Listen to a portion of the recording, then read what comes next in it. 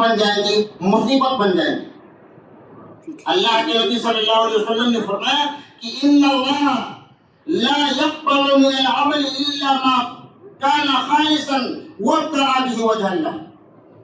اللہ رب العالمین اسی کام کو، اسی عمل کو قبول کرتا ہے، اسی کام کو پسند کرتا ہے جو صرف اور صرف اللہ کے لیے کیا گیا ہو، اور جس عمل سے اللہ کی رضا اور خوشنودی حاصل کی گئی ہو وہی عمل اللہ رب العالمین کو محبوب ہے۔ کیونکہ اللہ رب العالمین ہمارے جسموں کو نہیں دیکھتا، ہماری صورتوں کو نہیں دیکھتا، بلکہ ہمارے دل میں پائے جانے والے اخلاص کو دیکھتا ہے، تقوی کو دیکھتا ہے کہ بندے کے دل میں کس قدر تقوی ہے، اللہ کی پرہیزگاری ہے، کس قدر یہ اللہ رب العالمین سے ڈرتا ہے۔ اللہ کے نبی صلی اللہ علیہ وسلم نے فرمایا ان اللہ لا ينظر الى اجسامكم ولا الى صوركم ولكن ينظر الى قلوبكم واعمالكم، کہ اللہ رب العالمین تمہارے جسموں کو نہیں دیکھتا کہ تم کتنے خوبصورت ہو، کتنے لمبے تڑکے ہو یا کس قدر ہو، ولا الى صورکم، اور نہ تمہاری صورتوں کو دیکھتا ہے، ولكن ينظر الى قلوبكم واعمالكم، بلکہ اللہ رب العالمین تو تمہارے عملوں کو دیکھتا ہے، تمہارے اعمال کو دیکھتا ہے، تمہارے دلوں کو دیکھتا ہے۔ تو محترم بھائیوں، دین اسلام میں یہ اخلاص کی بہت بڑی اہمیت ہے۔ کل قیامت کے دن جب اللہ رب العالمین ہمیں اور آپ کو، اپنے بندوں کو انعامات تقسیم کریں گے، ہماری نیکیوں کا بدلہ دیں گے، تو جس نے دنیا میں اپنی عبادت کو اخلاص کے جذبے کے تحت نہیں کیا ہوگا، اللہ رب العالمین اس سے فرمائے گا کہ اذهبوا الى الذين كنتم تراءون في الدنيا، جاؤ تم لوگ دنیا میں جسے دکھانے کے لیے کام کرتے تھے اس سے اپنا بدلہ لے لو۔ اذهبوا الى الذين كنتم تراءون في الدنيا، تم لوگ اسی کے پاس جاؤ جسے دکھانے کے لیے تم دنیا میں عمل کرتے تھے، اسی سے اپنا بدلہ لے لو، کیونکہ میں تمام شریکوں سے بے نیاز ہوں۔ اللہ فرماتے ہیں کہ من کان یرید حرث الآخرۃ نزد له فی حرثہ، جو بندہ، جو انسان آخرت کی کھیتی چاہتا ہے، آخرت چاہتا ہے، تو اللہ فرماتے ہیں کہ نزد له فی حرثہ، ہم اس کی آخرت کی کھیتی میں زیادتی کر دیتے ہیں اور زیادہ دے دیتے ہیں۔ ومن کان یرید حرث الدنیا نؤتہ منہا، اور جو انسان، جو بندہ دنیا کی کھیتی چاہتا ہے تو اللہ رب العالمین فرماتے نؤتہ منہا، ہم ایسے بندے کو اسی دنیا میں اس کا بدلہ دے دیتے ہیں۔ وما لہ فی الآخرۃ من نصیب، اللہ فرماتے ہیں کہ ایسے لوگوں کو آخرت میں ایسے لوگوں کے لیے آخرت میں کوئی حصہ نہیں، آخرت میں انہیں کچھ بھی نہیں ملے گا جو دنیا کی کھیتی چاہتا ہے۔ اللہ فرماتے ہیں کہ ہم ایسے بندے کو دنیا ہی میں نواز دیتے ہیں اور آخرت میں اسے کچھ بھی نہیں ملے گا۔ اور ایک مقام پر اللہ رب العالمین نے فرمایا کہ ایسے بندوں کو آخرت میں آگ ملے گی، جہنم ملے گی۔ من کان یرید الحیاۃ الدنیا وزینتہا نوفی الیہم اعمالہم فیہا وہم فیہا لا یبخسون، اللہ فرماتے ہیں کہ جو شخص دنیا کی زندگی اور دنیا کی زینت چاہتا ہے، ہم اسے دنیا ہی میں اس کے اعمال کا پورا پورا بدلہ بلا کمی کے دے دیتے ہیں۔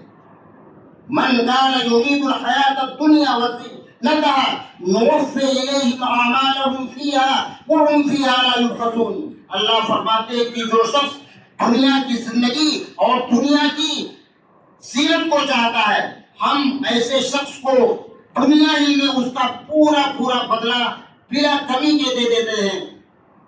اولئک الذین لیس لہم فی الآخرۃ الا النار، ایسے لوگ سن لیں ان کے لیے کل قیامت کے دن جہنم کے سوا کچھ نہیں ہے، انہیں قیامت کے دن صرف جہنم ملے گی، آگ ملے گا۔ اولئک الذین لیس لہم فی الآخرۃ الا النار، ایسے لوگوں کو قیامت میں کچھ بھی بدلہ نہیں ملے گا سوائے جہنم ملے گی، آگ کا عذاب انہیں ملے گا۔ وَحَبِطَ مَا صَنَعُوا فِيهَا وَبَاطِلٌ مَا كَانُوا يَعْمَلُونَ، وہاں ان کے تمام دنیاوی اعمال اکارت اور برباد ہو جائیں گے۔ تو محترم بھائیو، یہ اخلاص بہت بڑی عبادت ہے، بہت بڑی صفت ہے، اسی لیے اپنی نیتوں کو پاک و صاف کرنا بہت ضروری ہے۔ ہم جو بھی عمل کریں پہلے اپنی نیت کو پاک و صاف کریں، کیونکہ عمل کا دار و مدار اسی نیت پر ہے۔ اللہ کے نبی صلی اللہ علیہ وسلم فرماتے ہیں، عمر بن خطاب رضی اللہ عنہ کی حدیث ہے، روایت ہے کہ انما الاعمال بالنیات، تمام عملوں کا دار و مدار نیتوں پر ہے۔ انما الاعمال بالنیات وانما لكل امرئ ما نوى، اور ہر انسان کو وہی ملے گا جس کی اس نے نیت کی ہے۔ فمن كانت هجرته الى الله ورسوله فهجرته الى الله ورسوله، جس نے اللہ اور اس کے رسول کی خاطر ہجرت کی ہوگی تو اسے ہجرت کا ثواب ملے گا، اس کی ہجرت اللہ اور اس کے رسول ہی کے لیے سمجھی جائے گی۔ ومن كانت هجرته الى دنيا يصيبها او الى امرأة ينكحها فهجرته الى ما هاجر اليه، اور جس نے دنیا کی خاطر ہجرت کی ہوگی، کسی عورت سے شادی کرنے کی غرض سے ہجرت کی ہوگی تو اس کی ہجرت انہی مقاصد کے لیے سمجھی جائے گی، اللہ اور اس کے رسول کے لیے نہیں سمجھی جائے گی۔ محترم بھائیو، ہمیں اور آپ کو معلوم ہے کہ ہجرت کا بہت بڑا مقام ہے، بہت بڑا درجہ ہے، یہاں تک کہ حدیث میں فرمایا ہے کہ ان الہجرۃ تہدم ما کان قبلھا، ہجرت کرنے سے انسان کے سابقہ گناہ، پہلے کے تمام گناہ معاف کر دیے جاتے ہیں۔ ہجرت کا اتنا بڑا درجہ ہے۔ ہجرت کا مطلب اللہ کے خاطر، اللہ کے دین کے خاطر اپنے آبائی وطن کو چھوڑ دینا، اپنے رشتہ داروں عزیزوں کو چھوڑ کر دوسری جگہ سکونت اختیار کرنا اللہ کی خاطر۔ لیکن اگر یہ ہجرت اللہ اور اس کے رسول کی خاطر ہو تو ہمیں ثواب ملے گا، لیکن اگر یہی ہجرت دنیاوی مفادات کی خاطر ہو، دنیا کی حصول کی خاطر ہو تو ہمیں ہجرت کا ثواب نہیں ملے گا۔ محترم بھائیو، اس لیے ضرورت ہے کہ ہم جو بھی کام کریں پہلے اپنی نیت کو پاک و صاف کر لیں، تاکہ ہمارا وہ عمل اللہ کے نزدیک مقبول ہو اور ہم اپنے مقصد میں کامیاب ہو جائیں۔ ریا و نمائش سے اپنے آپ کو بچائیں، دکھاوے سے بچائیں، کیونکہ ریا یہ شرک اصغر ہے۔ پیارے نبی صلی اللہ علیہ وسلم فرماتے ہیں کہ ان اخوف ما اخاف علیکم الشرک الاصغر، لوگوں مجھے تمہارے سلسلے میں سب سے زیادہ جس چیز کا ڈر ہے وہ شرک اصغر ہے۔ میں تم پر شرک اصغر کے متعلق سب سے زیادہ اندیشہ اور ڈر رکھتا ہوں۔ صحابہ نے کہا قالوا یا رسول اللہ وما الشرک الاصغر، صحابہ نے کہا اللہ کے نبی شرک اصغر کیا ہے؟ قال الریا، آپ نے فرمایا ریاکاری، دکھاوا ہے۔ کل روز قیامت جب اللہ تعالیٰ لوگوں کو بدلہ دے گا تو ریاکاروں سے کہے گا کہ جاؤ تم دنیا میں جس کو دکھانے کے لیے عمل کرتے تھے اس سے اپنا بدلہ لے لو، یہاں تمہارے لیے کوئی بدلہ نہیں ہے، یہاں تمہارے لیے صرف جہنم ہے۔ اور آپ حضرات کو معلوم ہے شرک بہت بڑا گناہ ہے۔ اللہ رب العالمین تمام گناہوں کو معاف کر دیں گے، لیکن مشرک آدمی کو کبھی معاف نہیں کریں گے، اور گناہوں کو اللہ اپنی مشیت سے معاف بھی کر سکتے ہیں، عذاب بھی دے سکتے ہیں۔ اس لیے ہمیں ریا سے بچنا چاہیے، کیونکہ ریاکار سب سے پہلے جہنم میں جائیں گے۔ ایک حدیث بیان کر کے میں اپنی بات ختم کرتا ہوں۔ پیارے نبی صلی اللہ علیہ وسلم فرماتے ہیں کہ قیامت کے دن سب سے پہلے 3 لوگوں کا فیصلہ کیا جائے گا۔ سب سے پہلے 3 قسم کے لوگ جہنم میں داخل ہوں گے، اور جہنم انہی 3 قسم کے لوگوں سے ڈھکائی جائے گی۔ پیارے نبی صلی اللہ علیہ وسلم فرماتے ہیں کہ کل روز قیامت ایک شہید آدمی کو اللہ کے اللہ کے دربار میں پیش کیا جائے گا، اللہ کی عدالت میں پیش کیا جائے گا، اللہ رب العالمین اس سے اپنی نعمتوں کی پہچان کروائے گا کہ میں نے دنیا میں تمہیں فلاں نعمتوں سے نوازا تھا۔ بندہ اقرار کرے گا کہ اللہ رب العالمین صحیح ہے، تم نے دنیا میں مجھ پر بہت زیادہ انعام کیا تھا۔ اللہ پوچھیں گے فما عملت فیہ، تم نے ان نعمتوں کے مقابلے میں عمل کیا کیا، ان نعمتوں کی شکر گزاری کیا کی؟ شہید کہے گا قاتلت فیک حتی استشہدت، پروردگار عالم میں نے تیری راہ میں جہاد کیا، قتال کیا، یہاں تک کہ میں شہید کر دیا گیا، میں جان سے مار ڈالا گیا۔ اللہ فرمائے کہ کذبت، تو جھوٹا ہے، تو جھوٹ کہہ رہا ہے۔ سچ ہے کہ تو نے جہاد میں حصہ لیا تھا، جنگ لڑی تھی، لیکن اس کے پیچھے تیرا مقصد تھا تاکہ دنیا تیری واہ واہی کرے، دنیا تیری تعریف کرے کہ بڑا بہادر آدمی ہے، بڑا پہلوان آدمی ہے۔ فقط بیلا، دنیا میں تیری تعریف کر دی گئی، دنیا میں تیرے اعمال کا بدلہ تجھے مل گیا۔ ثم امر به فصعد على وجهه حتى القي في النار، اللہ رب العالمین فرشتوں کو حکم دیں گے اور اسے منہ کے بل گھسیٹ کر جہنم میں ڈال دیا جائے۔ دوسرے نمبر پر ایک مولوی صاحب کو اللہ کی عدالت میں پیش کیا جائے گا، جسے اللہ نے علم کی دولت سے، علم دین کی دولت سے نوازا تھا۔ وہ مولوی، وہ قاری، وہ عالم اللہ کے سامنے حاضر ہوں گے۔ اللہ ان سے بھی فرمائے گا کہ میں نے دنیا میں تجھے بہت ساری نعمتوں سے نوازا تھا، تو میری نعمتوں کا اقرار کرتا ہے یا نہیں؟ بندہ اپنی نعمتوں کا اقرار کرے گا، اللہ کہے گا فما عملت فیہ، تم نے انعام پا کر، نعمتوں کو پا کر کیا کیا، ہماری نعمتوں کی کیا شکر گزاری کی؟ وہ مولوی صاحب کہیں گے اے اللہ رب العالمین، میں نے تیرے دین کو سیکھا اور اسے کریا کریا بستی بستی لوگوں کو سکھایا، قرآن مجید میں نے خود پڑھا، لوگوں کو پڑھایا، بچوں کو دینی تعلیم دی، وعظ و نصیحت کی، لوگوں کو سمجھایا۔ اللہ فرمائے یہ کذبت، تو جھوٹا ہے، تو نے یہ کام اس لیے کیا تھا تاکہ دنیا تجھے بہت بڑا عالم، بہت بڑا مولانا کہے، دنیا تیری تعریف کرے، اور دنیا میں تیری تعریف کر دی گئی۔ اب یہاں ہمارے پاس تیرے لیے جہنم کے سوا کچھ نہیں ہے۔ ثم امر به فصعد على وجهه حتى القي في النار، اسے بھی حکم دیا جائے گا اور چہرے کے بل گھسیٹ کر جہنم میں ڈال دیا جائے گا۔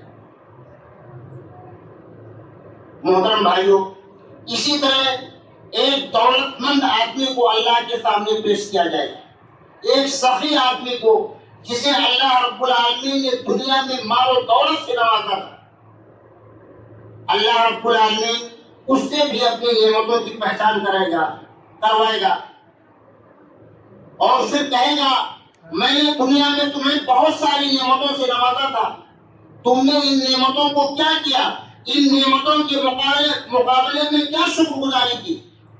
وہ کہے گا رب العالمین میں نے تیرے راہ میں، تیرے دین کے راستے میں اپنے مال کو لٹایا، غربا اور مساکین میں، یتیموں اور مسکینوں میں نے اپنے مال کو خرچ کیا، فلاں جگہ مسجد بنوا دی، فلاں جگہ مدرسہ تعمیر کروا دیا، فلاں جگہ ہینڈ پائپ لگوایا، فلاں بچی کی شادی میں نے اتنا پیسہ خرچ کیا۔ اللہ فرمائے کذبت، تو جھوٹا ہے، سچ ہے کہ تو نے ان موقعوں پر خرچ کیا تھا، لیکن تیری نیت یہ تھی، تیرا مقصد یہ تھا کہ لوگ تجھے بہت بڑا دانی کہیں، بہت بڑا سخی کہیں، بہت بڑا دینے والا کہیں۔ تو نے یہ کام میری خوشنودی حاصل کرنے کے لیے نہیں کیا تھا، میرے لیے تو نے یہ کام نہیں کیا تھا، اور جس کے لیے تو نے یہ کام کیا تھا دنیا میں تیری یہ تعریف کر دی گئی، تجھے اس کا صلہ مل گیا دنیا میں، دنیا والوں نے تیری خوب تعریف کی. ثم عمر به فسحب على وجهه حتى القي في النار، پھر اسے بھی حکم دیا جائے گا اور فرشتے چہرے کے بل گھسیٹ کر اسے بھی جہنم میں داخل کر دیں. پیارے نبی صلی اللہ علیہ وسلم فرماتے ہیں کہ انہی تین قسم کے لوگوں سے روز قیامت جہنم بھٹائی جائے گی. کتنی لرزہ دینے والی حدیث ہے یہ محترم بھائیو. اس لیے ضرورت ہے کہ ہم جو بھی عمل کریں خالصتاً لوجہ اللہ کریں، اللہ کو خوش کرنے کے لیے کریں. ہماری عبادتیں اللہ کے لیے ہونی چاہیے، ہماری نمازیں اللہ کے لیے ہونی چاہیے، ہمارے صدقات و خیرات اللہ کے لیے ہونا چاہیے، ہمارا ذکر و اذکار اللہ کے لیے ہونا چاہیے. ان سب کے پیچھے اور کوئی مقصد نہیں ہونا چاہیے. اگر ان سب کے پیچھے کوئی اور مقصد طے فرما ہے تو ہمارا عمل کل قیامت کے دن عند اللہ مردود ہوگا اور اس عمل کا ہمیں کوئی ثواب نہیں ملے گا، بلکہ وہ عمل وہ قیامت کے دن ہمارے لیے وبال جان بن جائے گا. تو محترم بھائیو، ضرورت اس بات کی ہے کہ ہم جو بھی عمل کریں دین اسلام میں وہ اللہ کی رضا کے لیے کریں، رضا الہی کے لیے کریں. یہی ایک مقصد ہمارے عمل کا ہونا چاہیے. اللہ رب العالمین سے دعا ہے کہ بار الہ ہم تمام بھائیوں کو اخلاص عمل کی توفیق دے. میں آخر میں اپنے ان احباب کا، اپنے ان بھائیوں کا شکر گزار ہوں، ممنون و مشکور ہوں جنہوں نے اس مدرسے پر مسجد کی تعمیر کی. اللہ ان کی ان خدمات کو قبول فرمائے، انہیں قیامت کے دن اچھا بدلہ دے، کیونکہ مسجد کی تعمیر کرنا، مسجد کا بنانا بڑا ہی عظیم عمل ہے. پیارے نبی فرماتے ہیں کہ من بنا للہ مسجدا بنى اللہ لہ بیتا فی الجنہ، جو اللہ کی رضا کے لیے مسجد کی تعمیر کرے گا، مسجد بنائے گا، اللہ رب العالمین اس کے لیے قیامت کے دن جنت میں ایک محل تعمیر کریں گے. تو محترم بھائیو، مسجد کا کام، مسجد کی تعمیر یہ بڑا عظیم عمل ہے. اللہ رب العالمین اس کے لیے ہمیں جنت میں قیامت کے دن محل تعمیر کرے گا اور ہمیں اس کا عظیم ثمرہ ملے گا. ہم اپنے ان بھائیوں کا ممنون و مشکور ہیں جنہوں نے اس کار خیر میں بڑھ چڑھ کر حصہ لیا، مسجد کی تعمیر کی. اللہ تعالیٰ انہیں ان کی نیکیوں کو قبول فرمائے اور آنے والے دنوں میں انہیں مزید نیکیوں کی توفیق دے. اللہ ان کے اس عمل کو کل روز قیامت نجات کا ذریعہ بنے.